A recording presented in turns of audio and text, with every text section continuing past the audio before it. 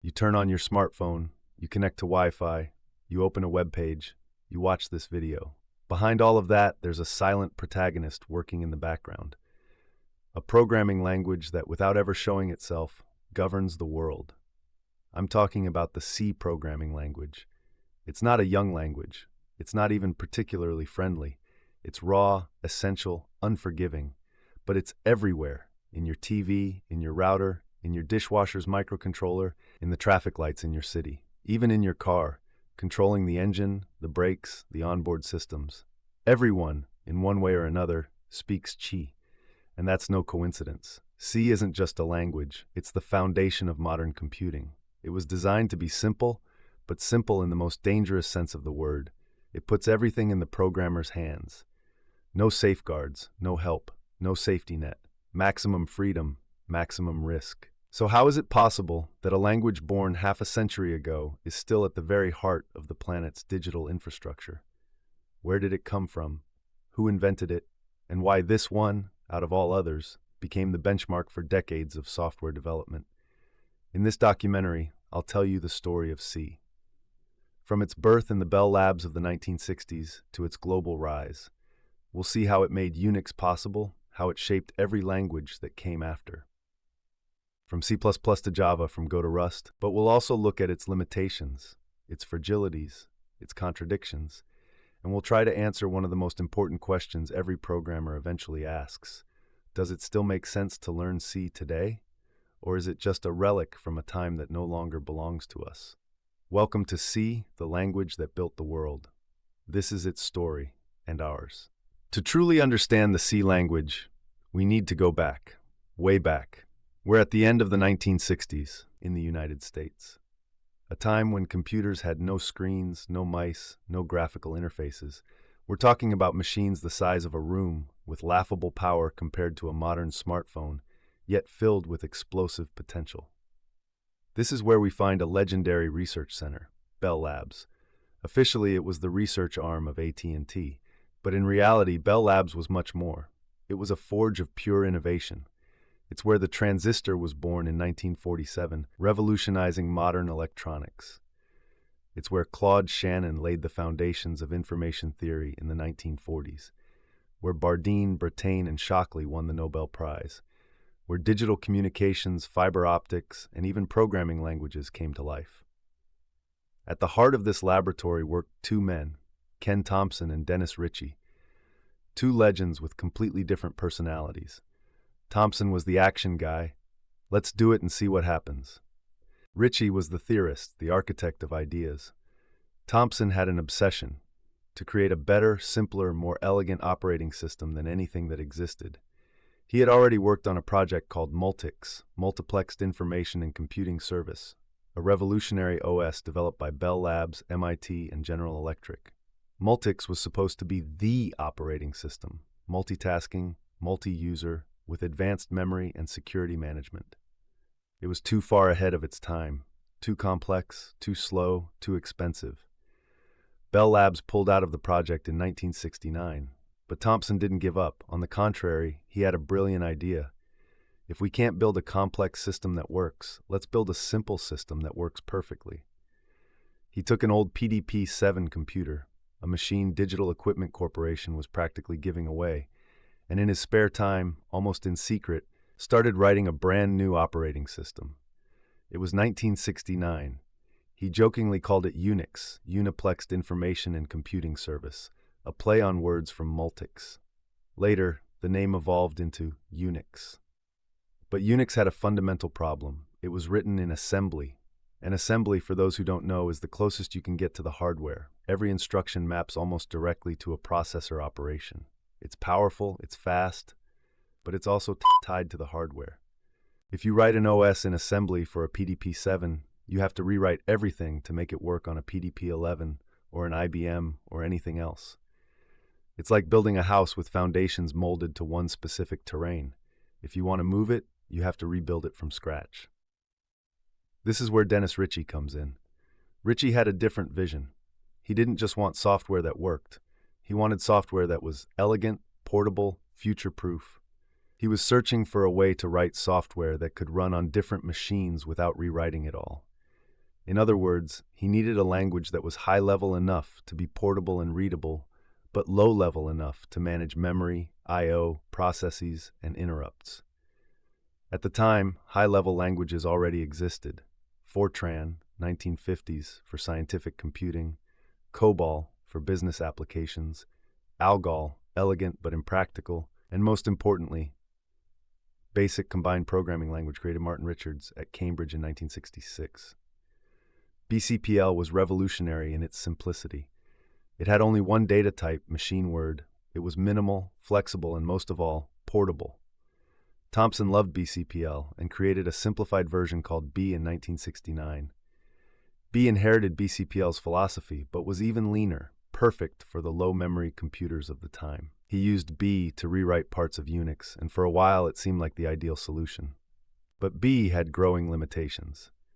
No support for structured data types, poor handling of multi-dimensional arrays, and with the arrival of more powerful machines like the PDP-11, B started to show serious performance issues. This is where Ritchie made his move. In 1971, he began developing an evolution of B to solve these problems. The new language had to be typed, with clear distinctions between integers, characters, and pointers. It had to support complex data structures. It had to be as efficient as assembly, but as readable as a high-level language. And most of all, it had to let you write a complete OS without compromises. That language was C, the next letter in the alphabet, but a quantum leap in programming. The real breakthrough came between 1971 and 1973. Thompson and Ritchie made the boldest decision of their careers. To rewrite Unix entirely in C. It was radical. No one had ever written an operating system in a high-level language.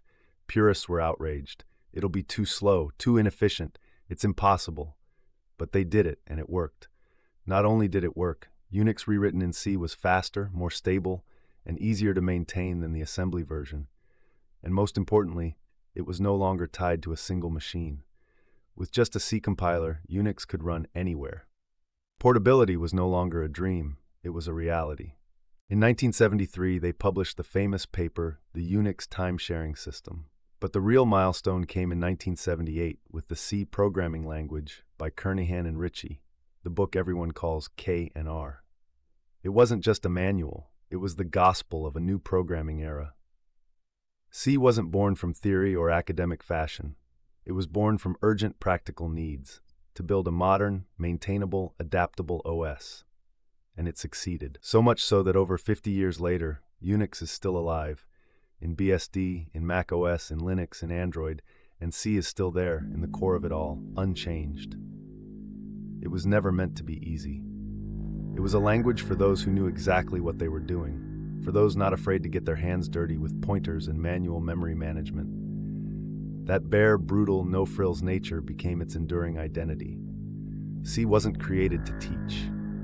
It wasn't created to be kind. C was created to dominate the machine, and even today, it still does.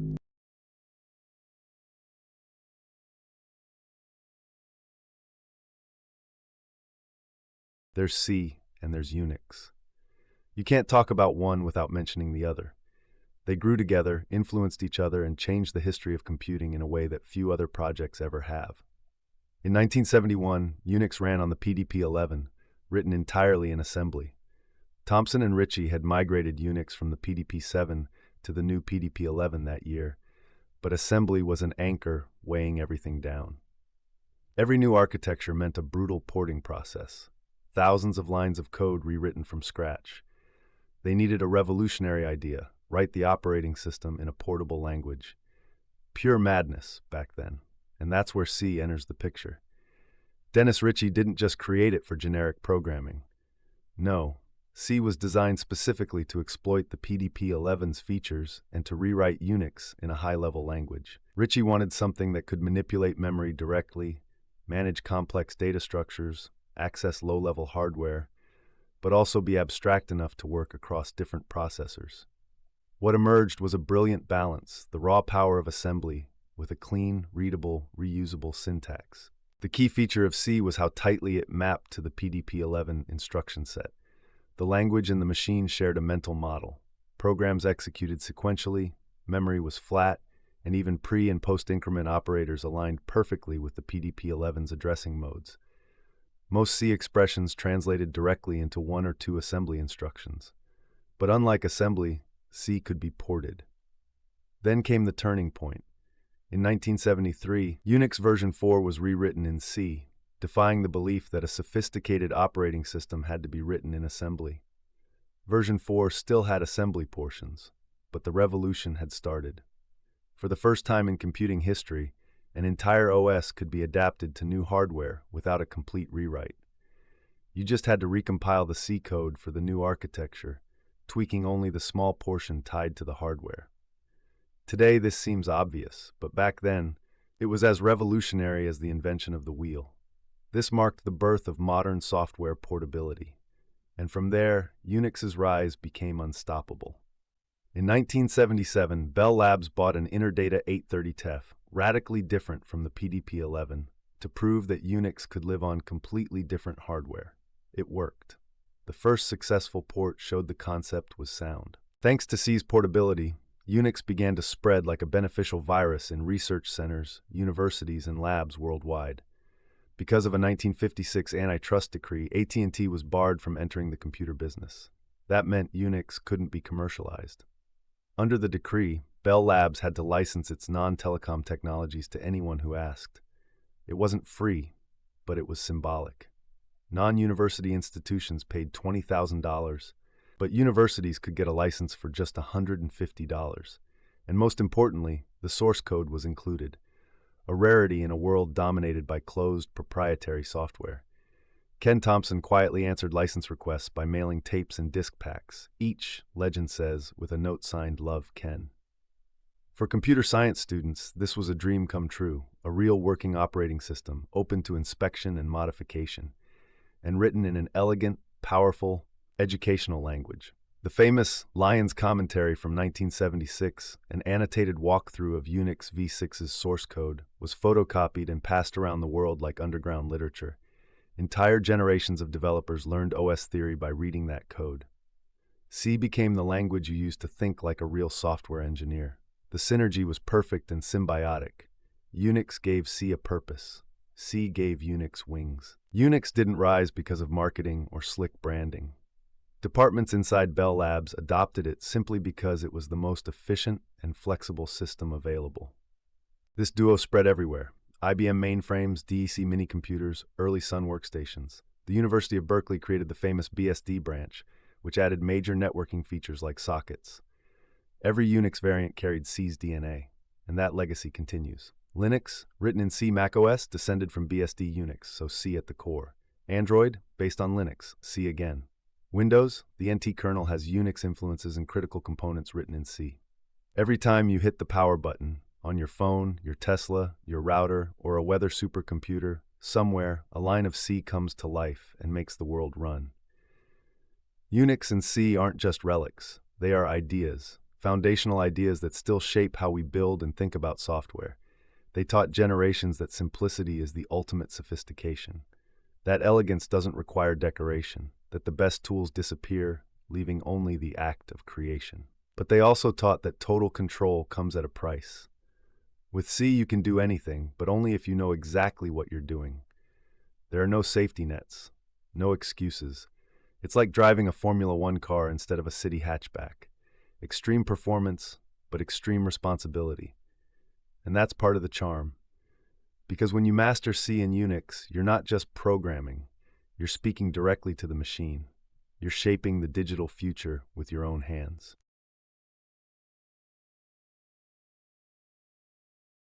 The C language, as it was born at Bell Labs in the 1970s, hasn't remained completely unchanged.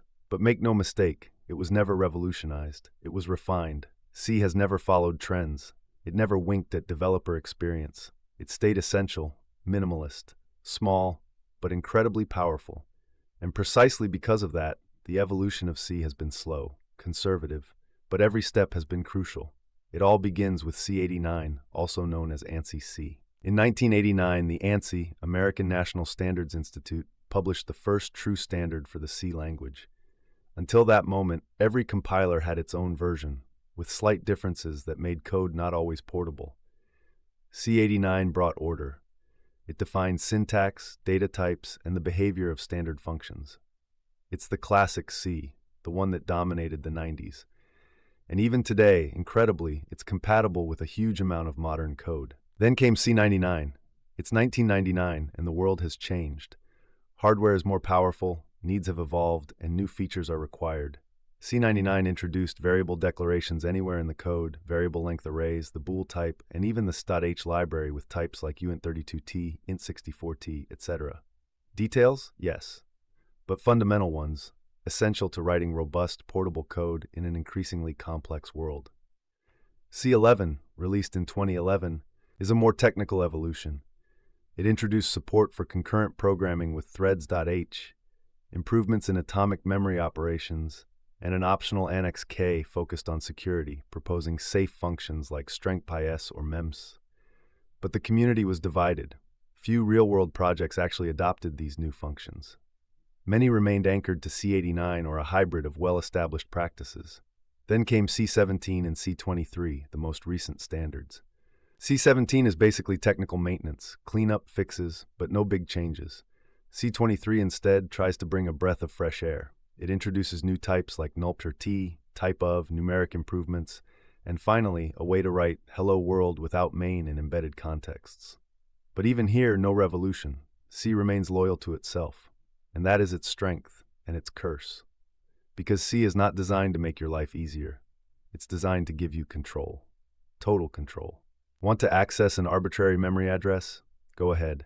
Want to use function pointers, wildcasts, dangerous operations? You're free to do it. Want to write char ptr, char 0x800000 and read directly from physical memory? The compiler won't even flinch. But if you're wrong, the compiler won't save you. Write start buffer, user input without checking the input length. Congratulations, you've just opened the door to a buffer overflow that could compromise the entire system. C is not a language that holds your hand. It gives you a sharp knife and says, good luck. And that's exactly what makes C so fascinating. It's small. The core of the language fits in just a few dozen keywords, but it's powerful. It lets you build a kernel, an operating system, a compiler, a 3D game, or firmware for a microcontroller, all with the same Spartan syntax. Its philosophy is clear. It doesn't force anything on you. It allows everything. It's up to you to use what you have, wisely. And for many developers, that's irresistible. Because writing in C isn't just a technical activity, it's a form of discipline. It's about thinking through what happens behind every instruction. It's about writing code knowing that beneath every line the real machine is there. But this total freedom comes at a price, and over the years, that price has become more and more evident. Because if C gives you the power to do everything, it also gives you the power to break everything. And when millions of devices around the world run on C code, every mistake can have devastating consequences.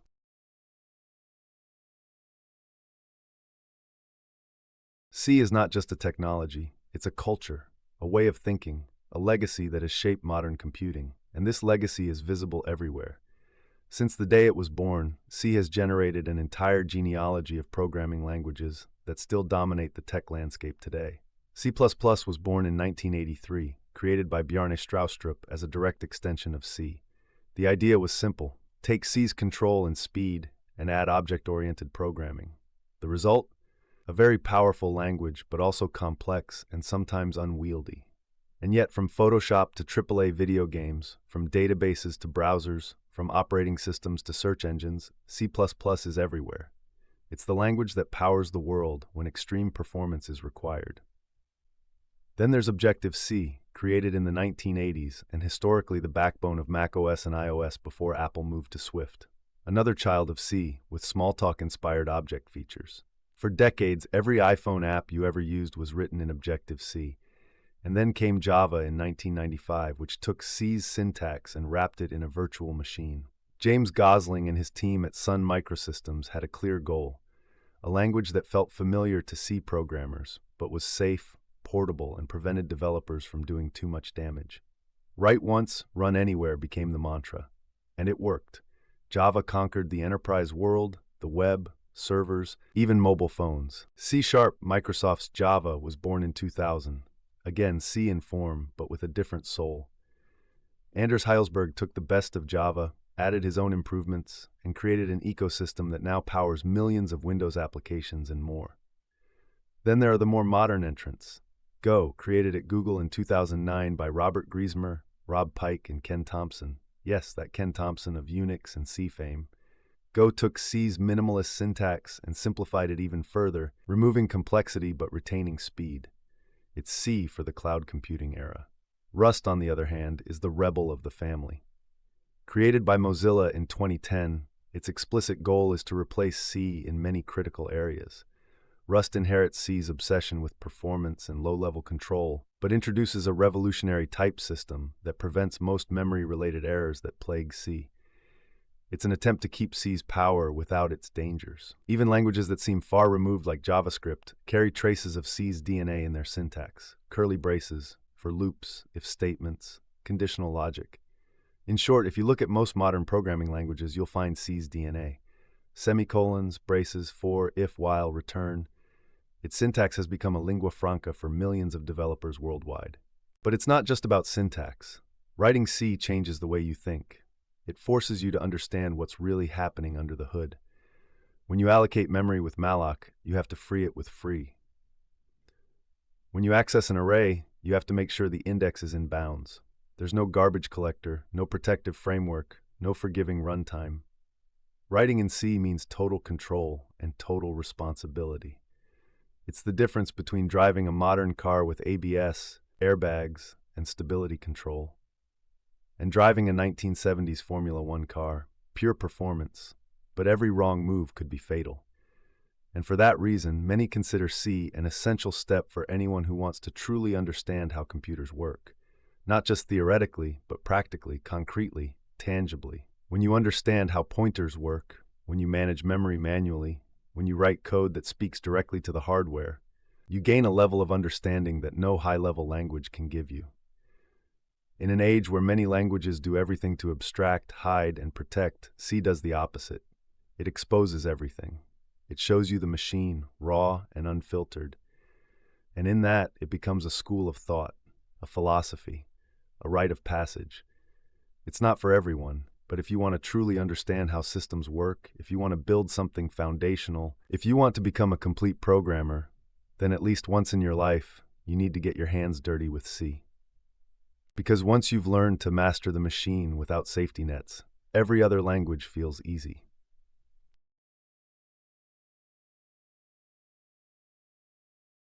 We're in 2025. 50 years have passed since the birth of the C programming language. In the meantime, the world has changed radically. High-level languages have multiplied, interfaces have become increasingly sophisticated, AI writes code, Python dominates machine learning, and JavaScript has conquered the web. And yet, C is still here, not just as a subject of historical study, but as a living, active, and central language. The Linux kernel, powering 70% of the world's servers and billions of Android devices, is written in C. The core of Windows, the most widespread desktop OS, is as well.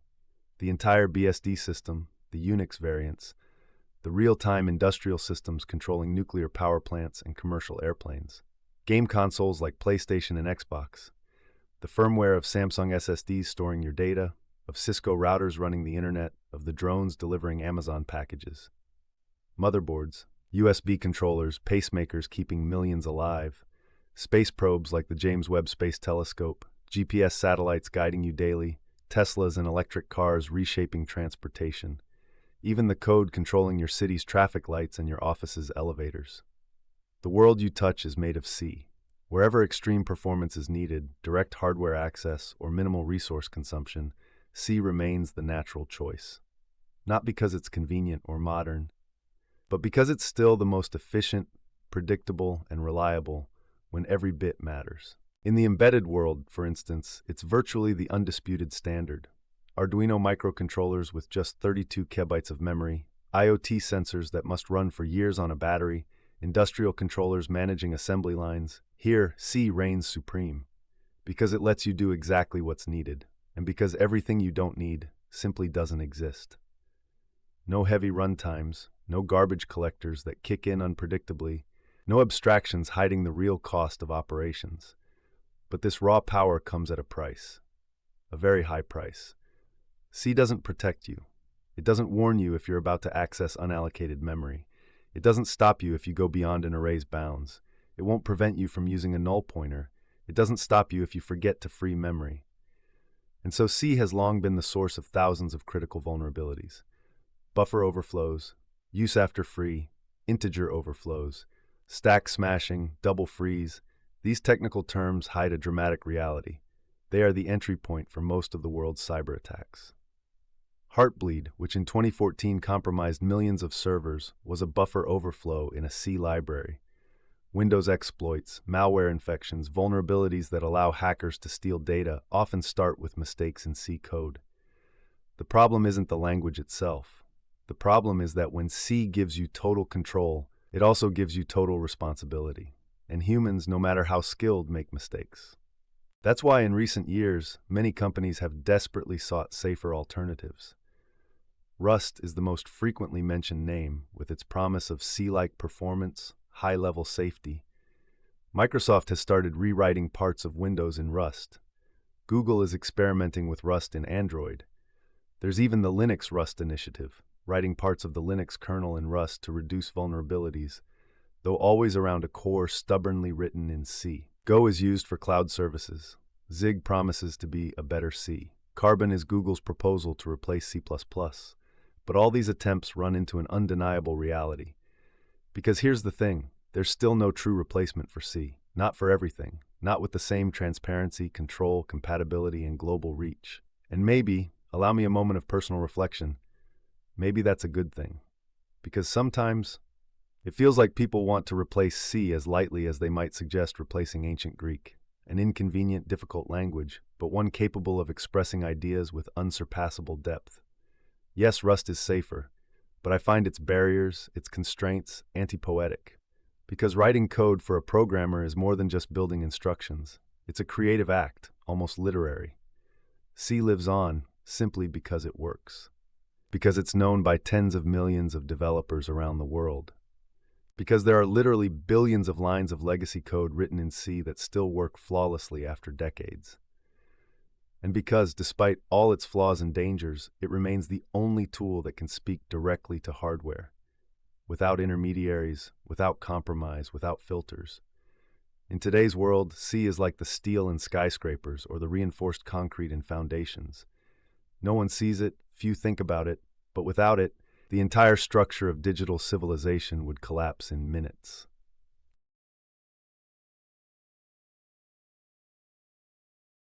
C is powerful, but like all absolute power, it comes at a cost, and that cost is freedom without rules.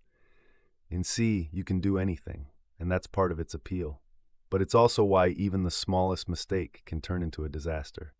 Access an array out of bounds? No warning. The program cheerfully keeps reading memory it doesn't own. Call free twice on the same pointer? Guaranteed heap corruption. Use an uninitialized pointer? That's undefined behavior, meaning potentially catastrophic. The compiler is allowed to do literally anything. Crash the program, format your hard drive, or worse, run seemingly fine for months and then fail in production. C doesn't protect you. It doesn't stop you. It doesn't correct you.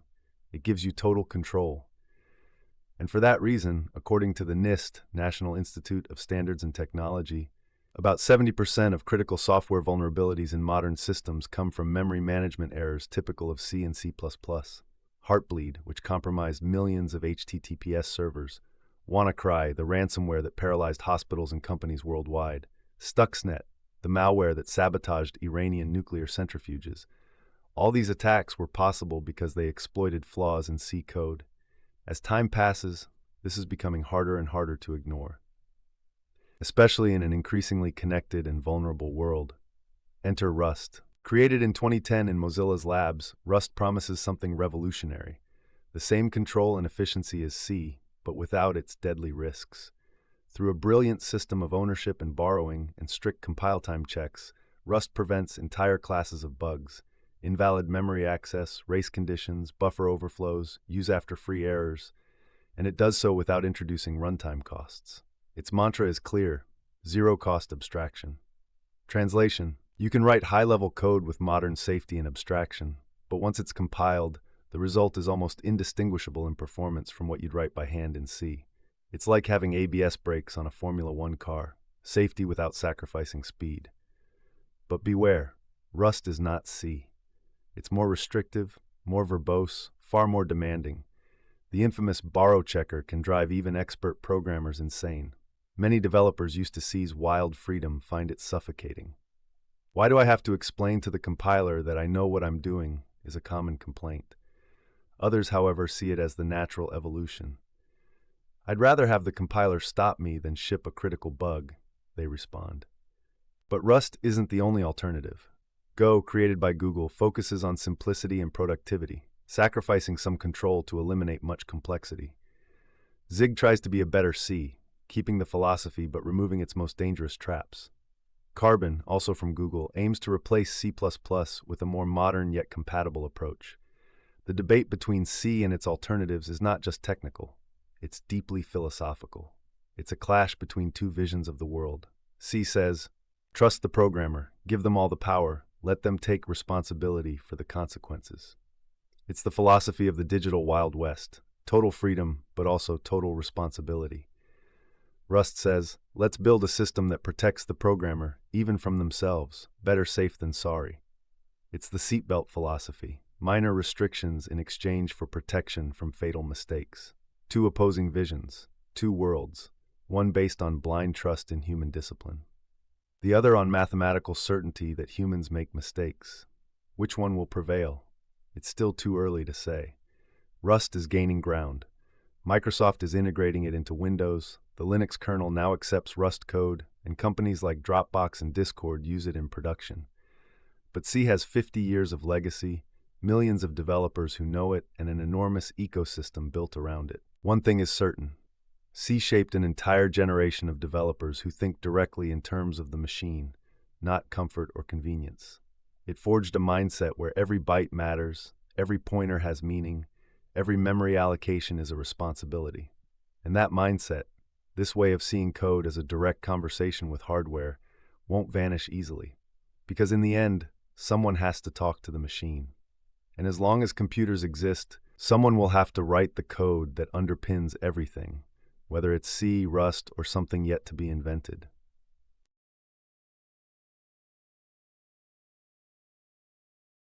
In 2025, learning C might seem like an outdated choice. With all the modern languages available, powerful libraries, integrated environments, and intelligent tools, why would anyone still bother to write in C? The answer is simple, because C teaches you to think like a machine. C forces you to truly understand what happens when a variable is allocated, when a function is called, when a process starts. Every line of code has a precise cost, a concrete effect on the CPU, RAM, stack, and cache. You can't just write malloc without knowing exactly where that memory will end up. You can't call a function without understanding what happens to the stack frame. It's the language that shows you reality without filters. That puts the raw tools of the craft in your hands, like a blacksmith shaping iron with bare hands, feeling every imperfection in the metal, every resistance in the material. And that's why C is indispensable in areas where compromise is not an option. Embedded systems, where every byte matters. A microcontroller with 4 KB of RAM doesn't tolerate waste. Every variable, every function, every instruction must be justified. Here, Python or Java are pure science fiction. Kernels and drivers, where you must talk directly to hardware. When you're writing the code that handles keyboard interrupts or manages virtual memory, there are no abstractions to protect you. It's just you, the processor, and nothing else. Real-time environments where a single misplaced instruction can cause catastrophic failure. A flight control system, a pacemaker, the ABS brakes in a car. Here you can't afford a garbage collector kicking in at the wrong moment. Extreme optimization, where you need to squeeze every clock cycle. When you're processing terabytes of data or running simulations on millions of particles, the difference between an efficient and a wasteful algorithm can mean hours or days of computation. But there's also a deeper, almost philosophical reason. Learning C is like studying the Latin and ancient Greek of computer science. You won't use it every day, but it will help you understand every other language, every other abstraction. It gives you the tools to recognize what's behind a Python library, a JavaScript framework, or a REST API. When you see a function that magically sorts a list, you'll know whether it's using quicksort, merge sort, or bubble sort. When an application slows down, you'll be able to tell whether it's a memory issue, a cache miss, or a bad algorithm. When a language promises zero overhead, you'll know exactly what that means, and whether it's even possible. C makes you a conscious programmer.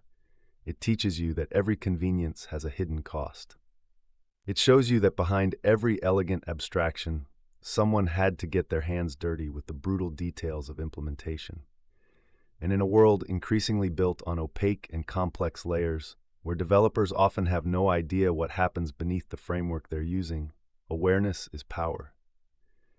It's the difference between being a driver who only knows how to hit the gas and being a mechanic who understands every gear in the engine. Both can reach the destination, but only one can fix the car when it breaks. C won't make you faster at writing code. It will make you better at understanding the code you write. And once you gain that understanding, no one can ever take it from you.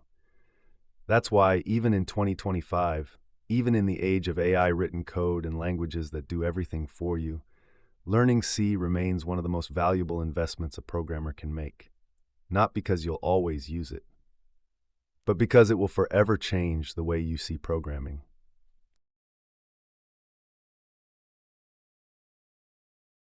C has left its mark everywhere, but there are contexts where its presence is surprising, even poetic.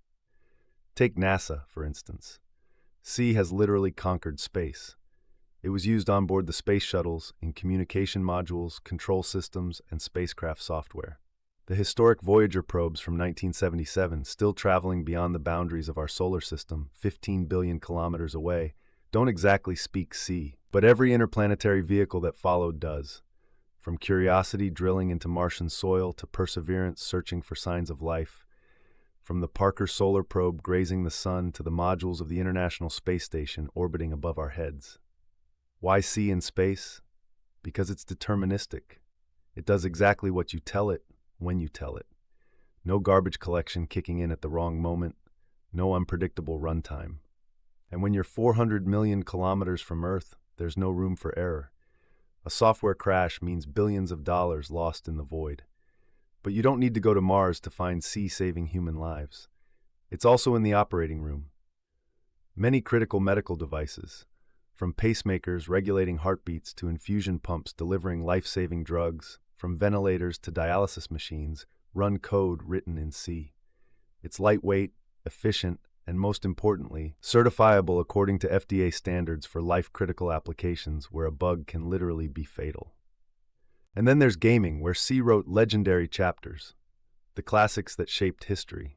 1993's Doom, which revolutionized FPS games, Quake, which invented modern 3D, Half-Life, which redefined storytelling in games, were all written in C or C++. John Carmack, the legendary programmer from id Software, was known for his meticulously optimized C code. Even modern engines like Unreal Engine, powering Fortnite and thousands of other games, are deeply rooted in C. Let's not forget the artistic world either, where some of the most innovative interactive installations, from Brian Eno to contemporary digital artists and experimental audio-video tools, especially in the Linux world and real-time audio processing, still rely on C code to directly control hardware and create experiences otherwise impossible. In scientific research, C is practically everywhere. From climate simulations predicting global warming to the calculations of the Large Hadron Collider searching for the Higgs boson, from distributed systems analyzing big data to supercomputers simulating nuclear explosions. Because here too, when processing petabytes of data or simulating billions of particles, every CPU cycle counts. And C doesn't waste your time with unnecessary overhead. But there's also a delightfully bizarre side. Like the infamous confusion between +I and I++, which has sparked endless philosophical debates and real-life bugs. Or the notorious void main declaration, technically wrong according to the ANSI standard, which requires int main, but still found in millions of faulty educational examples that keep circulating like a virus. or the use of deliberately obscure operators, like the infamous A equals B plus plus C, which the compiler interprets as a B equals plus plus plus C, or even worse, a I equals I plus, which has undefined behavior and can literally do anything. C allows you to write code that technically works, but is a nightmare for humans to read. There's even an annual contest, the International Obfuscated C Code Contest, where programmers worldwide compete to write the most incomprehensible but still functional C code. The winners create programs that perform incredible feats, yet look like alien hieroglyphs. But perhaps the most fascinating curiosity is this. C has unknowingly shaped the very way we think about programming. If you use for, while, if switch in any modern language, if you use curly braces to define blocks, if you end statements with a semicolon, you owe that to C. Its syntax has become so pervasive that we take it for granted, as if it were the only possible way to write code. And all of this from a language with fewer keywords than a haiku, just 32 keywords in total. And yet, with those few words, it built the digital world. It's proof that in programming, as in poetry, true power lies in simplicity.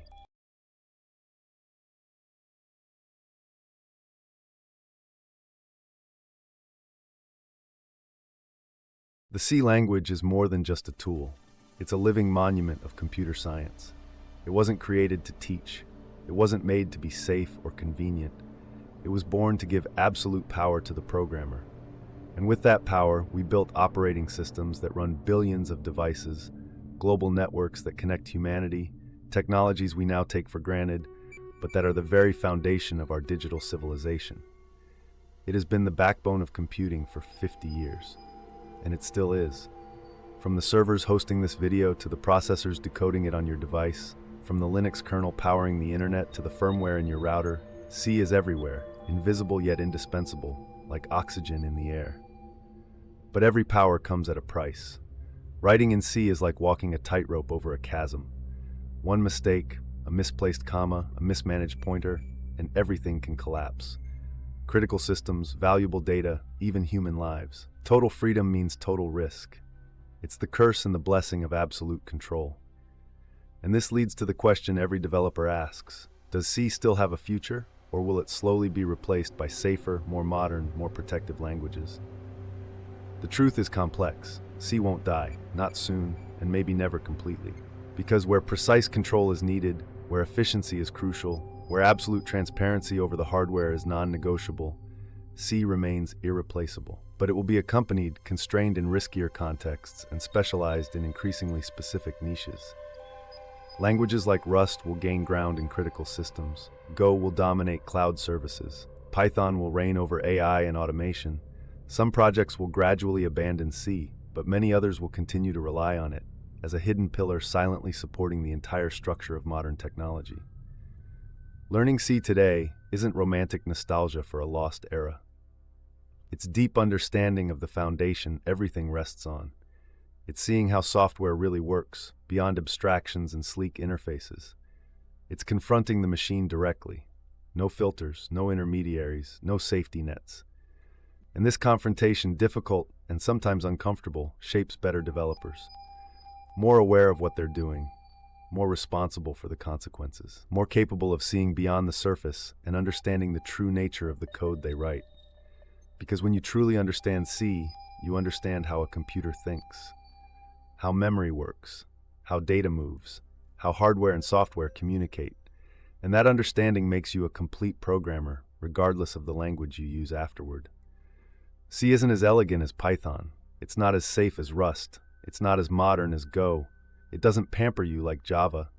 But if you truly want to understand how this incredible world we call technology works, if you want to grasp the invisible foundations that support our digital lives, you must stare straight into the eyes of that raw, essential, unforgiving language that still silently powers the planet's infrastructure. And that language is simply C. 50 years after its birth, it still beats at the heart of the machine, and it probably will for the next 50.